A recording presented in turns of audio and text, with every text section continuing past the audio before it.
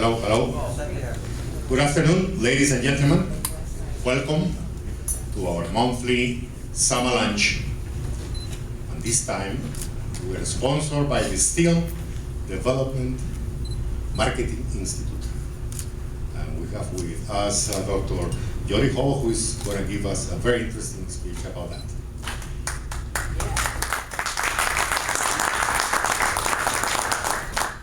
We have some news. To begin with, we have a confirmation of the date of the Everglade Challenge.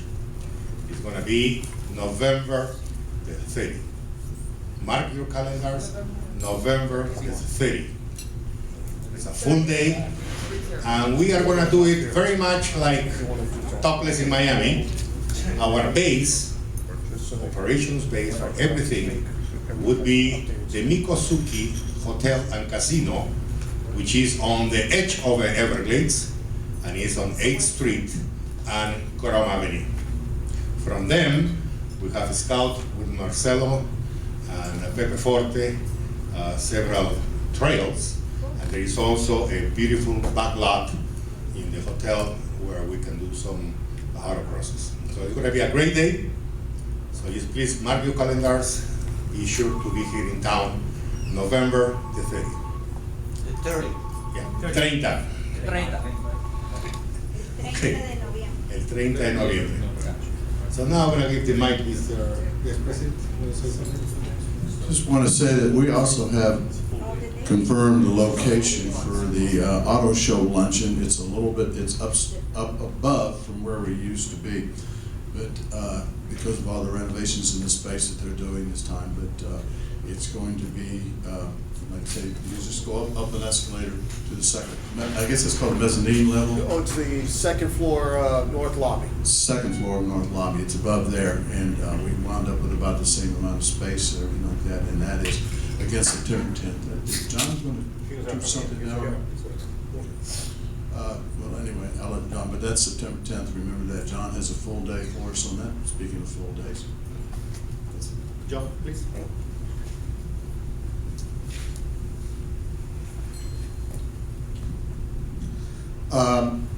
Number one, thank you.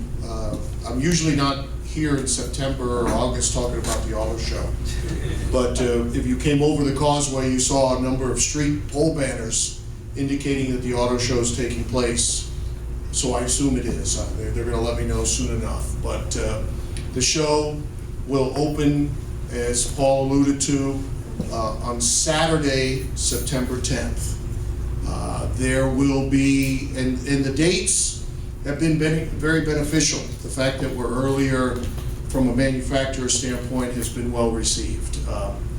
We are going to have in Miami a world intro of a vehicle.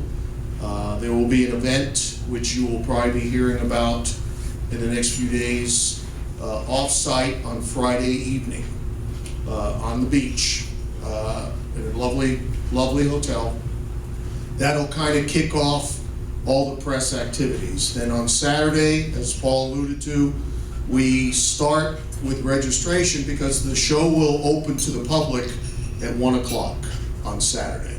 So we want to have all our press conferences beginning early. They're very tightly put together to where they're in a 25-minute time block. Registration will begin at 7:30, 7:45. The press room, and I'm going to hand out this, which will give you all the information of every press conference, where everything's going to be. But the registration will be on the second level in room C219. 7:30, 7:45. The first press conference will be Fiat at 8:15 in their display. And then you go, just to give you an indication of the time sequences, you have Fiat, Honda, Genesis, Nissan, Volkswagen, Ford, Toyota, Lexus, Alfa Romeo, and then the SAMA lunch, which Paul alluded to. So it's a very tight schedule. Jaime's going to be doing his awards as well. So we have a busy day. The good news is you'll be there early, so you probably won't have to deal with the parking issues because you'll probably be among the first ones there. As I said, it opens at 1 to the public. Your luncheon's at 1. Following the Sama Luncheon. Mazda will be hosting a reception at the Sagamore Hotel, which will begin as soon as the luncheon is over at 2 o'clock, 2:30. Tamara's excited. We've worked out a lot of the arrangements. It's going to be a lovely day. One of the lines is bringing in a number of media, so the show will be seen by a number of national media for the first time. Some who have been there. The auto show's bringing in some media as they have in the past. And of course, you all are our core group, and we are excited that you all are coming back again. I can answer any questions if you have them. Otherwise, or you could see me, I have a couple tickets, guest passes for everybody, which we're going to walk around and hand out during lunch, so everyone has a couple guest passes as well. So feel free to ask and fire away if you have any questions. The registration, very good point. Very good point, Paul. We are closing registration by online registering on Friday. So if you haven't already, please do. It's miamiautoshow.net. You could register online. For those who have registered, you'll probably be getting a notice verifying that your registration is there and your credentials going to be waiting for you upon arrival. But once again, very important, please, because of the tightness of the schedule, and we want to have everyone at the actual press conferences, we'll have your registration badge waiting for you upon arrival if you let us know and register online by Friday. That will make it a lot easier. Paul, anything else I forgot? Thank you. Well, thanks again, once again, for SMDI for being here. We appreciate the support. Wanted to give you guys a treasure report. We're at 8,158. And then, I'm not sure, Woody, if you want to come up and tell us a little bit about Noche de Amigos. Woody, a little bit, since you do this wonderful event.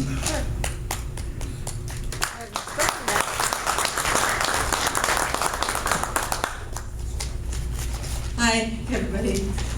This year, our annual event that takes place at the Auto Show is the Auto Focus Awards featuring Noche de Amigos, which we launched Noche de Amigos 2 years ago. So this is the third year, and it's to our Hispanic brethren. But you know, everybody's all our amigos, so it's all good. Everybody's invited. It'll take place at the Auto Show on Sunday, the 11th, from 5 to 8 p.m. So if you're interested in wanting to attend, then let us know. Make sure you RSVP so we have them. All right, looking forward to it. Thanks. Thank you, Woody. And you guys appear. Thank you, Marcelo. Talking about the auto show is very important this year. Don't forget that this year is 1 month before the LA show. So it's great. We are going to be again the show that shows the new cars before anybody else. I know that the manufacturer who is launching this world premiere is inviting some 75, right? Correct. 75 press journalists from all over the country, probably all over the world. So it's going to be very interesting. I just want to say that whoever is going to be judging, don't forget that judging is going to be Friday afternoon. So we're going to get together probably Friday for lunch. Then we're going to judge the best cars of the year, of the show, in the afternoon. And I have to call the award manufacturer to engrave the names probably at 6 o'clock. And we'll pick up the awards Saturday morning to be given on the lunch. So please mark your calendars. Friday afternoon for the judges. It's going to be a busy day. That's all. Thank you.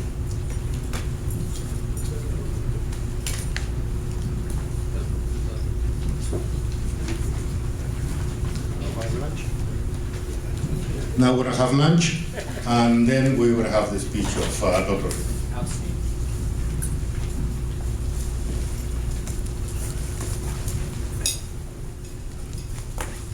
Automotive market.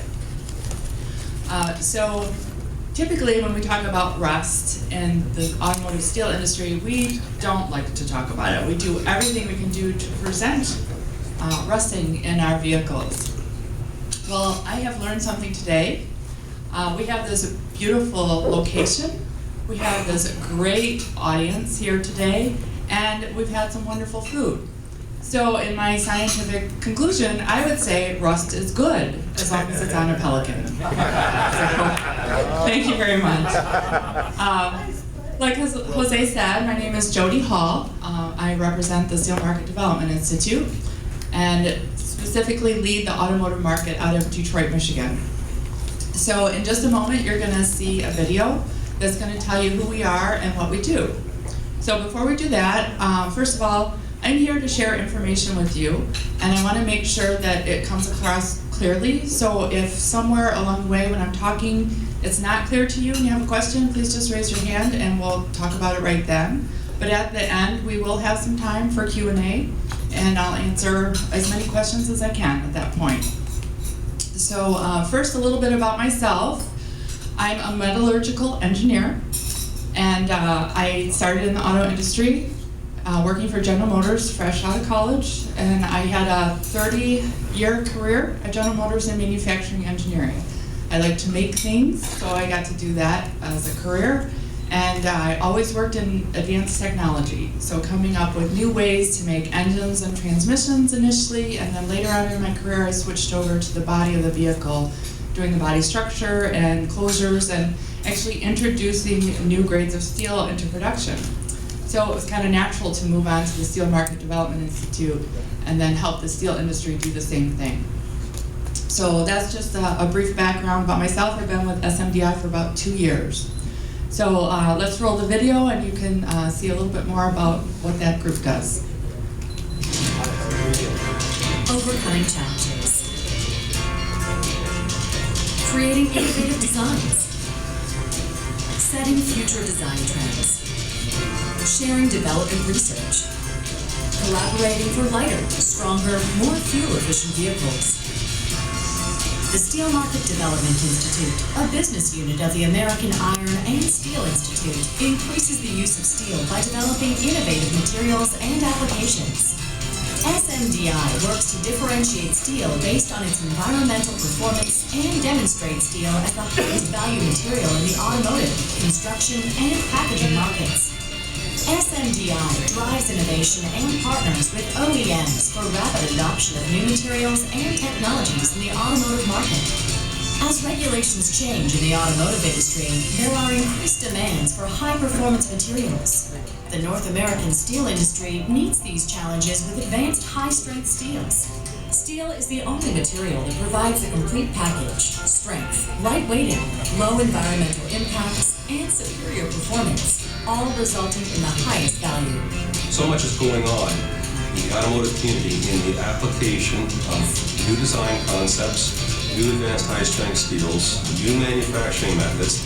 We can demonstrate new concepts, new advanced high-strength steel applications, new lightweighting solutions, and then help the automakers apply them to their future vehicles. It brings us together, but without divulging confidential information, we're at least allowed to see what each of us are doing to basically spur on collaboration within the industry and the steel companies. We want to design and build cars, trucks, SUVs that our customers are excited about. Steel is here to stay.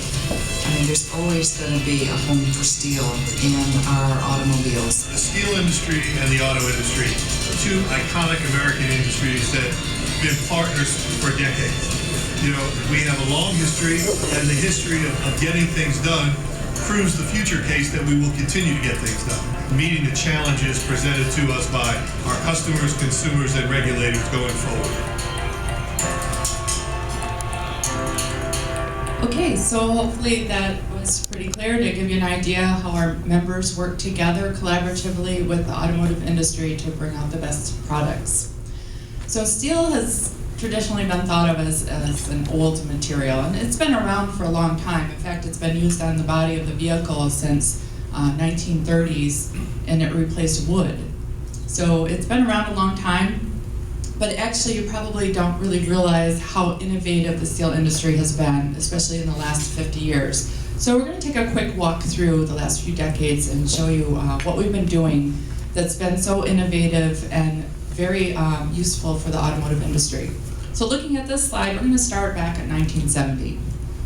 On the left-hand side of the screen, I'm going to build up and show you the number of steel grades that are available. In 1970, there were 7.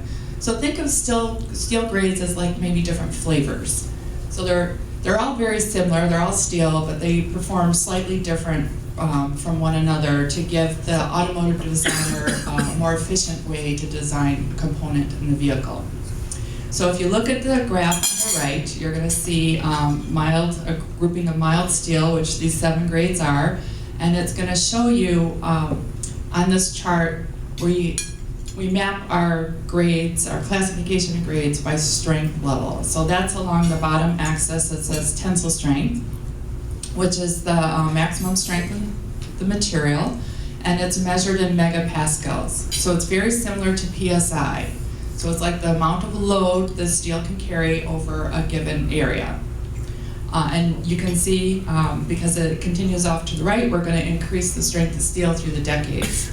Now if you look at the other axis, elongation, that gives you an indication of how shapeable the material is, the grade of steel is. So the higher in elongation, the more easy it is to form a complex shape. So back in the 70s, we had fairly low strength steel, but really good formability, so they could design some of the features in the vehicle. So let's take a look at what's going on in the 80s. So in the 80s, we tripled the number of steel grades. And then you can see we also tripled the strength of the steel grades here. And we have a whole new classifications.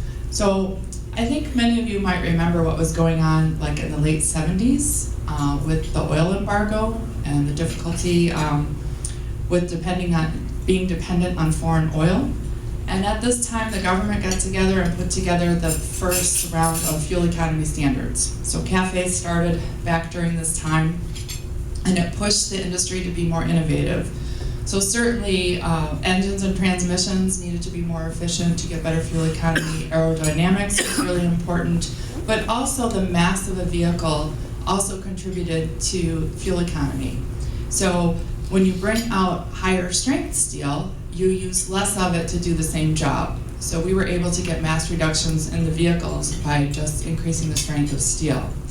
And steel has traditionally been, at this time, was more than 60% of the mass of a vehicle. So if you start using less of it, it adds up very quickly.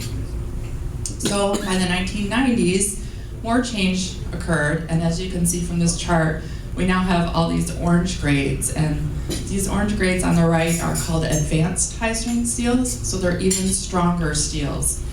And in the 90s, there were a lot of new safety regulations that were introduced. Now, safety regulations were introduced back in the 60s when it started off with mandatory seatbelts. But by the 90s, there were a bunch of new regulation that involved collision of a vehicle and protection of passengers in the collision. So the regulations, and there were quite a number of them, like 15 different regulations that came out and looked at like side impact and the amount that of intrusion that was acceptable for a 5-star or 4-star safety rating. So the steel industry responded by working with the auto industry and developing these new grades to help with anti-intrusion and energy absorption, so in a crash. And I'll show you a video in a minute to show you how far we've come in that area. And one other thing to see about this chart is that there was also interstitial free, this IF up in the upper left of that chart. And this is just a cleaner steel that helps you get more formability and better styling. So, you know, we're always trying to help the automakers also design very nice looking vehicles. So we came out with this classification of new grades to help with styling. And then again, you can see that the number of grades in the 90s had tripled from the 80s. So moving along then into 2000, you can see we've kind of filled in some of the gaps there. There are couple hundred, 200-300 parts of the body, chassis, and closures of the vehicle, and they all do something a little bit different, and they all have different manufacturing requirements. So if you have a number of grades of steel to choose from, it's far more efficient for the designer to get the performance, and then you can also get the best mass reduction out of that component by looking at a different grade for each application. You'll also see here the red oval towards the bottom left of that chart represents aluminum alloys. So aluminum alloys are starting to be introduced in hood applications because we all know that the front of the vehicle where the engine is where most of the mass is the vehicle, and you really need to balance it out to have a really nice ride. So aluminum alloys are being introduced to help a little bit with mass reduction in the hoods. But if you look at where aluminum is situated on this chart, you'll see it's lower on the chart. So you could say it's the same strength as some of those steel grades, but remember elongation tells you how formable it is to make a complex geometry. You can't get the same amount of styling with aluminum. So it's positioned there, and it's not quite as competitive. It's not as cost effective as steel, and is more difficult to design with. So let's fast forward another decade. And you can see we have even more grades of steel, and the steel industry continues to innovate and bring out high-strength steels, and now trying to focus on improving the formability to get better shapes. So even the structural shapes of those parts, even though you can't see some of those parts from the exterior of the vehicle, they also provide performance. So the better the shape you get, the more efficient the performance of that is. And so you can see some more applications there. And then finally, if we look at where we're at today, we have over 200 grades of steel. Now, on any given body, you probably only have around 20 grades of steel that are actually used, but every automaker has a different strategy on how they design their vehicles. So a lot of the 200 grades that are available actually do get used.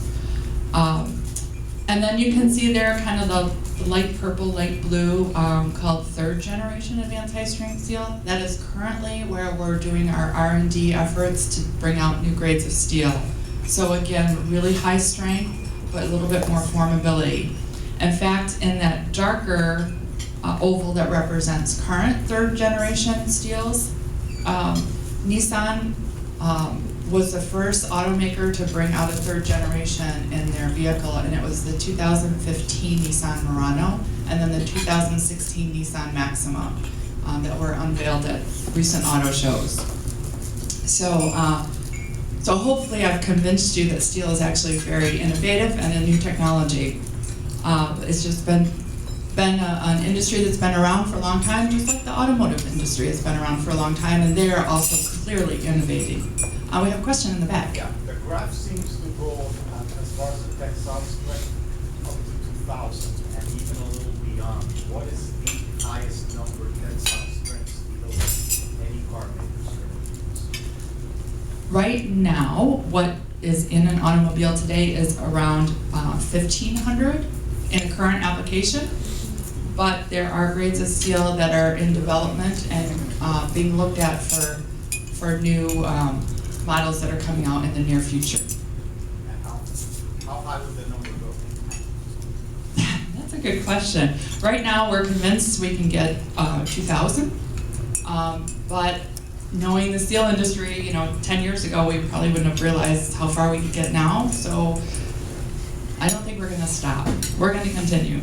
If there's a need, we're going to collaborate with this automotive industry and find out how they want to use those grades of steel. Good questions. Thank you. Another question? How about the relationship with the weight, which is the major concern for the manufacturer? Yeah, so what happens is that as you go up in strength, you get increased performance and you get lighter weight because you use less steel to do the same job. So what happens is, when talking about right now, the structure of vehicles are in this strength range, and we've seen about 25% mass reduction as opposed to the cars that were developed like in the 80s and early 90s. Good questions. Thank you. Mm-hmm. About the price, of course, I understand that the stronger the steel, the more expensive it is. Does that make a big difference in the final price of the vehicle? Actually, not a big difference because it turns out, so it's incrementally more price because there's a little bit more processing that goes in to make the steel. So it's a little more costly for the steel manufacturer, but you use less of it. So often find it's kind of a wash in terms of price. So, I mean, it depends on exactly which grade and technology that you use, but I don't sell steel, you know, I'm a part of a trade organization, so I'm allowed to tell you it's the highest value material that you can use on the body. It's the highest value for the automaker, and obviously if it's highest value to the automaker, it's highest value to the consumer. Excellent questions. So, you know, I talked about all these different grades, and, you know, it looks nice on a chart, but it looks a lot nicer on a vehicle. So we're gonna roll a video right now to show you how all these different grades show up in the actual vehicle. And when I talked about the advanced high-strength steels, you know, I talked about you want to use them in the passenger compartment, so like in a rollover accident or something like that. Strength, you get the best durability, performance. occupant protection, and lightweighting all begin with the design of the vehicle. The color coding represents different grades of steel. The 2015 Chevrolet Colorado and GMC Canyon use more than 70% high-strength steel in the body structure, shedding weight from the vehicle and helping to make it the most fuel-efficient in its segment. In all, 5 different grades of steel are used. The red is called press-hardened steel, a type of advanced high-strength steel that is hot-formed to enable complex shapes, then rapidly cooled in a forming die to give it the required high strength. The complex shapes and high strength enable mass production. The V-pillar also represents press-hardened steel and uses a tailor-rolled blank, meaning different thicknesses in different sections based on function. The pillar thickness varies from 1 to 2 millimeters, thicker in the center of the part to help avoid intrusion at passenger critical locations. The strength of the steel is 1500 megapascal. The yellow steel used in the rocker section and the roof rail inner are multi-phase and martensitic steels at strength levels of 1000 to 1500 megapascal. Similar to the press-hardened steel, they are among the highest in strength and help minimize intrusion into the passenger compartment while enabling mass reduction. The orange is a dual-phase steel and is characterized by the ability to absorb energy during deformation. The steel is used at the hinge pillar and cross-car lower structure to manage crash loads during side and head-on impact. The blue steel is high-strength low alloy, or HSLA, and is characterized by its excellent formability. It is key in the areas where strength is needed for increased service loads. Finally, the gray bake hardenable and mild steels provide exceptional design and styling flexibility, which also contribute to fuel economy. As demonstrated by these vehicles, the use of various grades of steel not only helps with occupant protection and better handling, but also with weight reduction and increased fuel economy.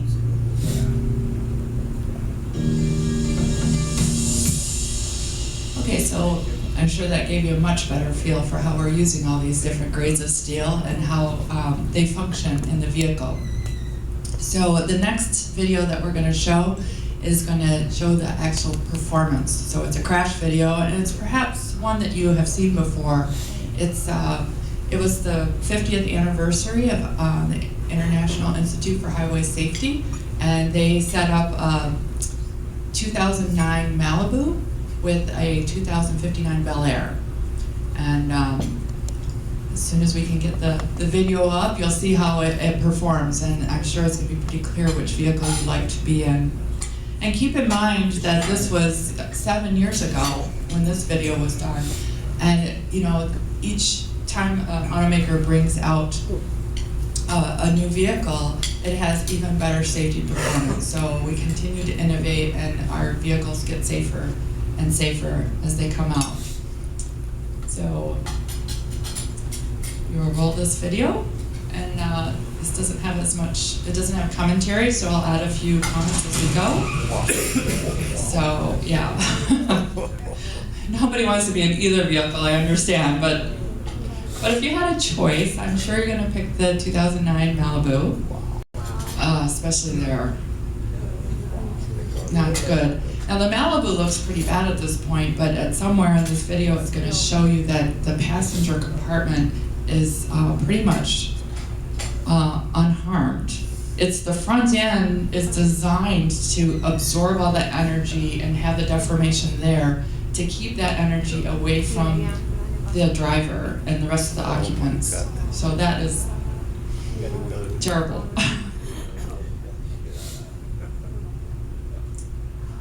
So it looks pretty bad there, but actually very little intrusion into the Malibu.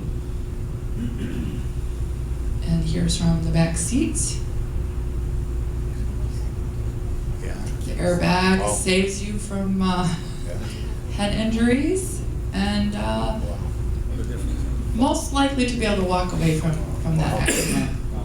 So eventually some of us who own cars get into little fender benders, and hopefully nothing that dramatic, but it happens. And so it's really important to look at, beyond purchasing the vehicle and designing the vehicle for good performance while you're driving, but also for repairability and for insurance. We work very closely with the repair industry to develop, to pass along the information we have on our grades of steel so that they know how to properly repair after an accident to make sure that you can get the best performance out of your vehicle again once it's repaired. There are over 30,000 repair shops that have the infrastructure and experience to repair steel. For other materials, competing materials such as aluminum and carbon fiber, it's a much different story. They're less than 10% of those repair shops can handle other materials. When they do expand to other materials, especially aluminum, they have to implement a whole new bay separating the two materials because cross-contamination will cause corrosion. And it's actually quite expensive. It's $50,000 to $100,000 investment to do that additional bay. So like I said, we collaborate and help with the repair technology. We also help with first responders because that same steel that's providing the anti-intrusion is really, really strong. When it bends a little bit in a really bad accident, you can't always open the door to get the passenger out.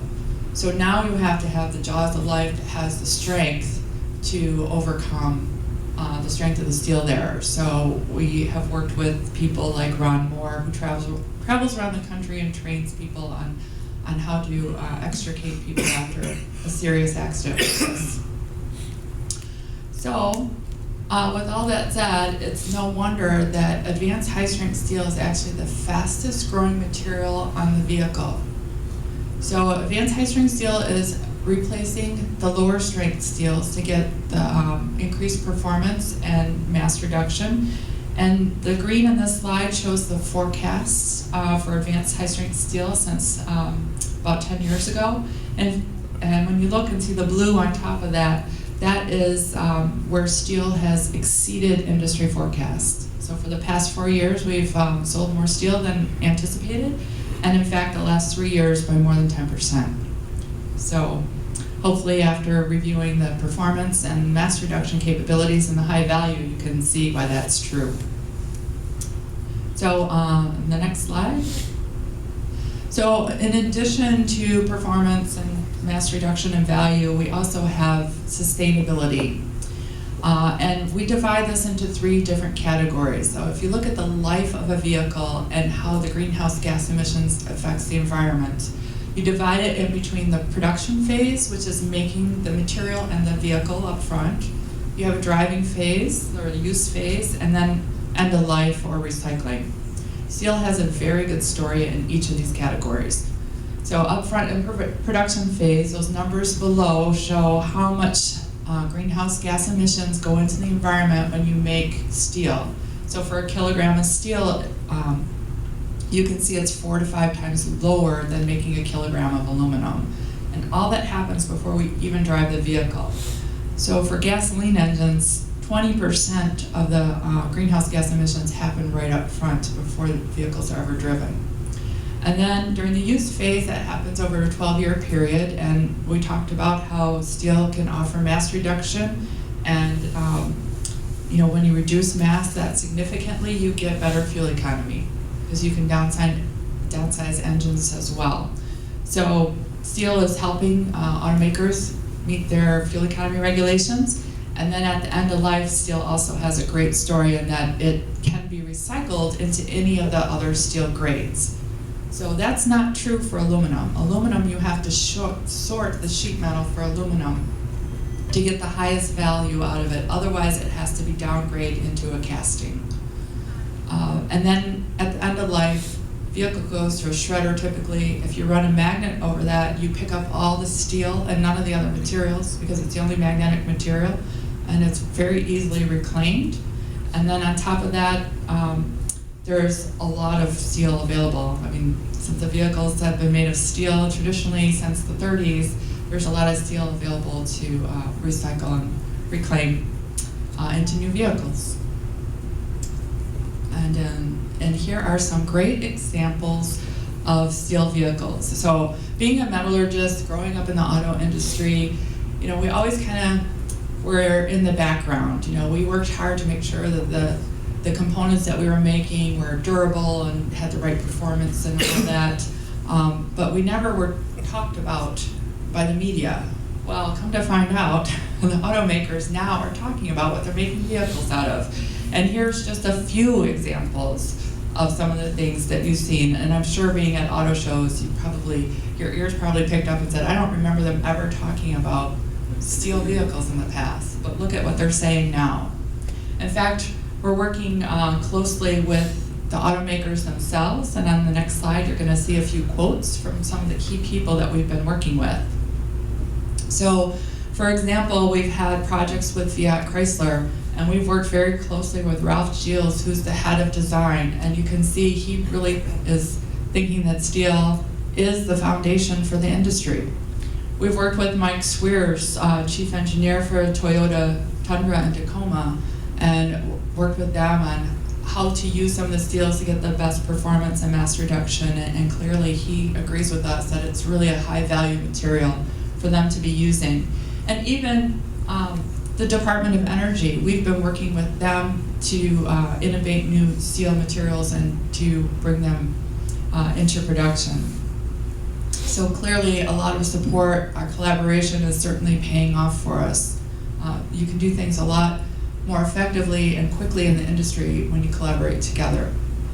And then finally, it's really, it's not just about fuel economy and miles per gallon. If you look at the media right now, what others are writing about, all you hear about is the fuel economy and CAFE and you know what the EPA and NHTSA and CARB are doing. But you have to remember that yes, we have to meet government regulations. It's better for the environment, but you know we also have to sell these vehicles to the public, and so those vehicles have to perform. They have to perform with a nice ride and handling. They have to be durable and last, and they also have to provide safety. And this needs to be done at the high value so that the average person can afford a vehicle. And then finally, you have to look at the entire life cycle of a vehicle to figure out the actual impact on the environment. So that pretty much wraps it up, what I wanted to share with you today. On your table, there are jump drives, the green jump drives, and a copy of the presentation is there along with some other supporting information. And I also would encourage you to get one of Tina Sullivan's business cards, and she would be happy if you have questions afterwards or would like to talk. She would be happy to handle your calls. So with that, I'd like to open it up for more questions. Thank you.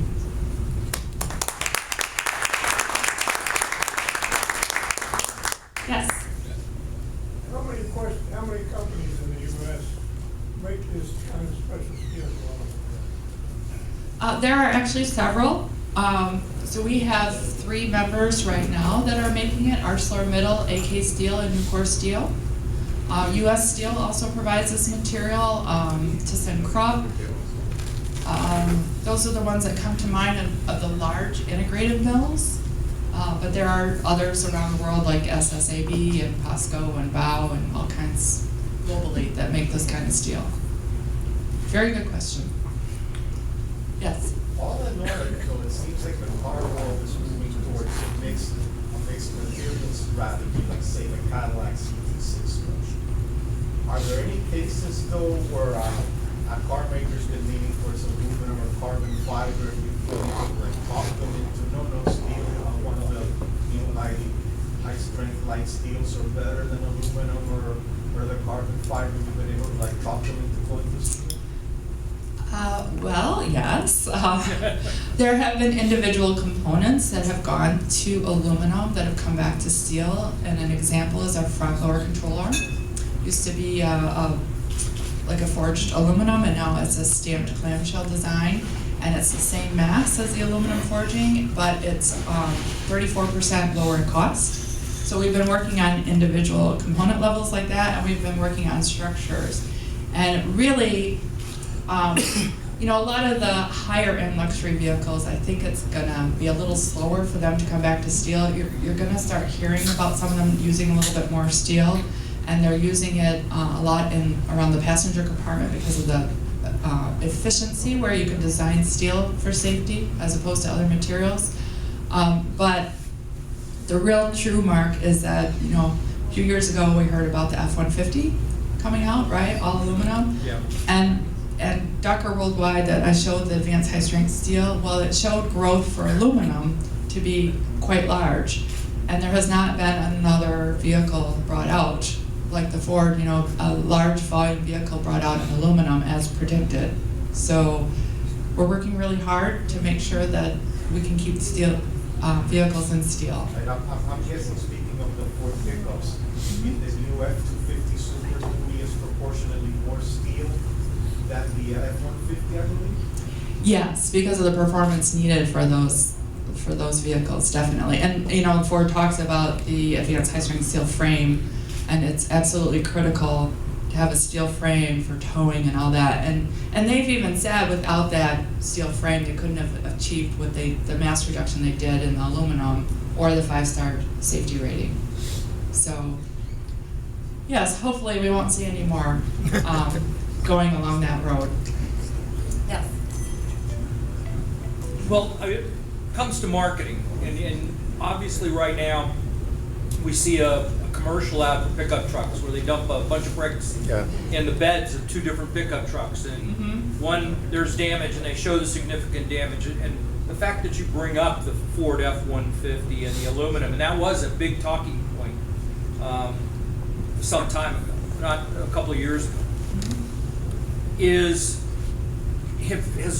steel as a whole really felt the change of this choice of materials? I mean, I don't think of aluminum as much as I think of carbon fiber, and I think of other things, but steel's never been out of the picture.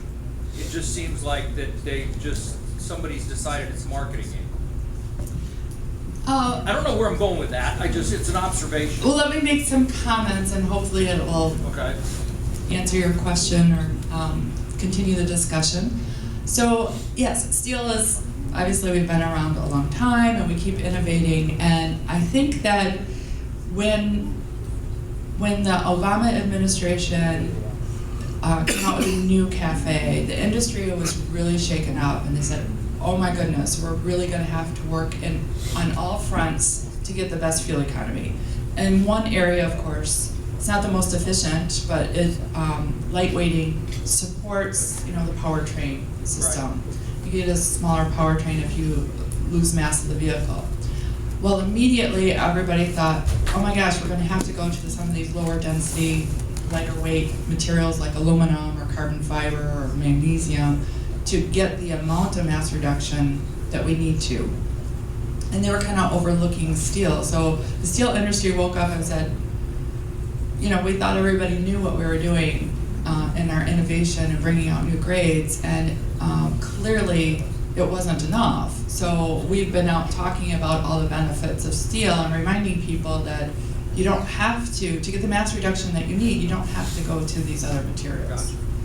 So it's part of it was us not being out in the public talking as much. Well, I think that the most of it, speaking for someone with a high school chemistry class background, I don't think that the fact that there were different grades of steel has been, the public hasn't been educated to that as much. Once we sit here and see this, obviously makes a lot more sense. But I think that there was steel or there was aluminum. You didn't know that there was variations in the middle, that there were such variations. Yes.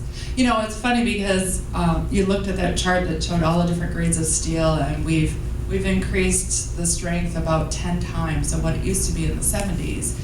And there isn't another metallic material that can say that. I mean, aluminum doesn't have that breadth. Even when you look at the aerospace aluminum mixed in, it doesn't have that breadth of strength, and neither does magnesium or any titanium or anything else you might even dream of making the vehicle out of.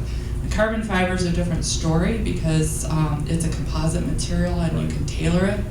So in terms of a singular material, steel has the largest breadth. So we like to say that we're our own mixed material because we have all those different classifications and they do different things for each part, that we are a mixed material. Not everyone's buying that, but you know, it's just, again, sometimes marketing. I mean, if you look at the marketing for the other materials, they think, wow, this is great. We really need to use these lighter weight materials. And you know, you look at things like the carbon fiber, the I3 or the I8, they get Green Car of the Year, and I look at that and say, how can that be? You know, they might have incrementally better fuel economy, you know, 1/10 of a mile per gallon, 1/2 a mile per gallon, possibly because they're lighter weight. But in the end, you know, what are you going to do with those bodies? They make up a significant portion of the material of the vehicle, and it's not recyclable back into an automotive body. I want to talk about that in terms of the environment. Which one's better in terms of recycling, aluminum or steel? Oh, steel's much better in recycling. So the question is about recycling. And you know, as I mentioned, steel is really easy to sort and recycle. And it doesn't matter if you have 20, 30 different grades of steel in a vehicle, it gets shredded, you run a magnet over, you pick up all those different grades. They can be remelted into any of those different grades you want to make for the next vehicle. For aluminum, if you take the sheet metal, there's, you know, castings, extrusions, and sheet metal all in the vehicle. And the sheet metal has the most engineered performance for aluminum, and those grades cannot be mixed. So if you just take all the aluminum from a vehicle and you remelt it, you have to use it for castings. You can't use it for the sheet metal. And because aluminum is so energy intensive when you make it, you get a really good credit when you recycle it.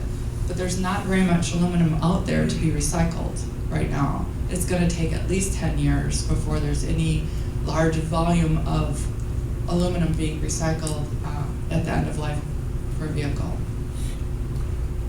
If you look at, you mentioned obviously aluminum a lot, but how does increased use of plastics, how does that figure into? I know that you're not going to find a plastic drivetrain, but I'm thinking about not just carbon fiber hood, but just general plastic things on the grills and things like that that save weight. I mean, is there a chance that steel loses some other parts, or? Steel really right now where it's being used is higher performing areas. So except for like the closure panels, which be, you know, doors and hoods and the roof, and well, the roof is a little bit more structural, but you know, fenders. So, you know, we've seen that in the past. I mean, the Saturn, when Saturn was brought out, there were composites. Plastic alone is good for like fascias and things, but for something for a little bit more performance, you need to have some kind of reinforcement in it. And you don't have to use carbon fiber necessarily for those. But they found that it takes longer to make a plastic part. So when you stamp a metal, it stamps in a couple seconds. When you form a plastic part, it takes, you know, certainly for the carbon fiber, it takes like a minute or two to form a part. So for high volume production, that doesn't always make sense. So it just depends. Lower volume production is a little bit more cost effective for plastics, and then actually paintability of those panels. They don't paint as nice, and the paint of the vehicle has gotten very competitive. So the metals paint a lot better, and you don't get these little pops that you get because a composite material, when you're rusty left like where the intersection is, so and then when you put it through paint bake oven, the air comes out and it tends to pop the paint. So the marketing aspect, I think most people when they come up and they knock it on the side of a car, if they hear steel, They think, oh, this is high quality, they hit plastic, oh, it's plastic. Yeah. Fortunately for us, yeah, it does have that aspect to it as well. Any other questions? These are all been very good. It's been a great audience. Yes. Well, what Paul was referring about those cars with the plastic panels, like the Saturn and the GM Ghostbuster minivans. Yeah. Didn't those require a steel space frame anyway to make it all work? Yeah, other than the carbon fiber, you won't see any type of plastic or plastic composite material used for the structure of the vehicle, because the structure, as you saw from that crash video, is critical. So yeah, and a lot of vehicles will use steel for that structural part, because like I said, it's efficient to design. So you know the A-pillar in the front, right, you know, by the windshield? Yep. As the safety requirements have increased, that section size increased. And if you make that section out of aluminum to have the same performance, it's a larger piece. It's a larger in size. And that obscures your vision when you're driving. So that's why, you know, steel is more efficient, because you can do it in a smaller package and get the same performance. So. Yes? I try to explain my question. If you get these figures from the production phase and you compare with the CO2, the car when it's already in movement, how many years do you need to get the same level of the steel with the aluminium?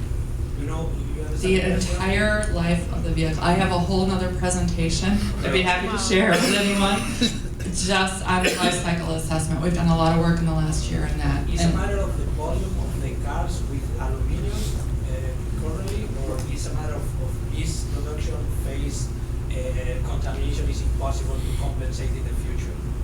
You know what I mean?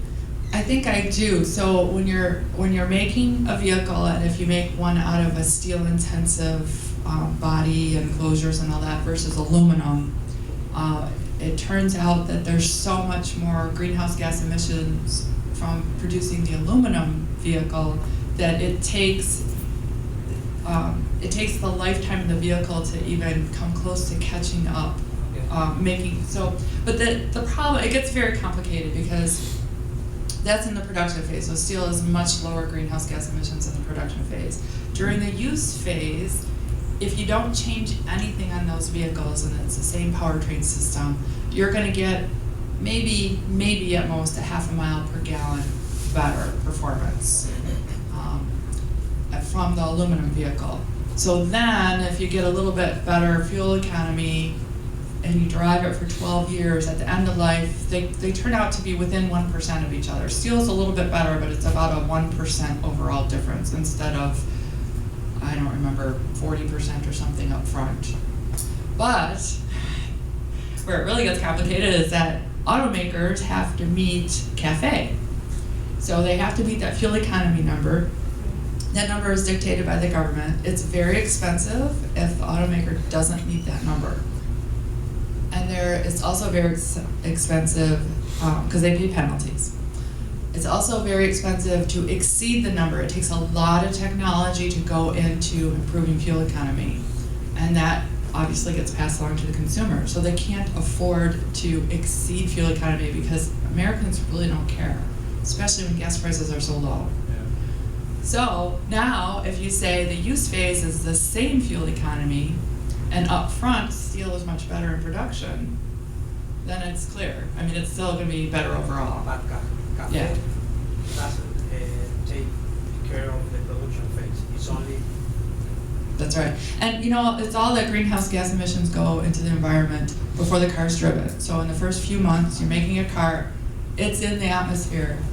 The atmosphere doesn't say, wait, I'll wait 12 years and then we'll apply that greenhouse gas to global warming or whatever else is going on in the environment. So, you know, we call it unintended consequences, and we're working with the EPA to educate them on looking at the life cycle of the vehicle and not just focusing on CAFE. So I think we're going to see, probably not until 2025 when they start writing new CAFE for their future, we'll start seeing more about looking at the whole impact Because, the government did sign an agreement with the world saying we're gonna lower our greenhouse gas emissions as a country. So we have to make sure that we're driving the right behaviors to truly lower that number and not increase it. Excellent questions. So I'm probably running out of time. So I am really looking forward to coming back and seeing all of you at the Everglade Challenge on November 30th. So thank you so much.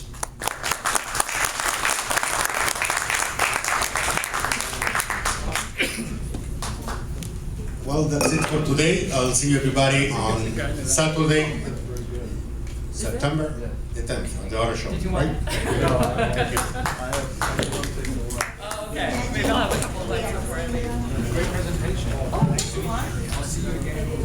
Yeah, November 30th.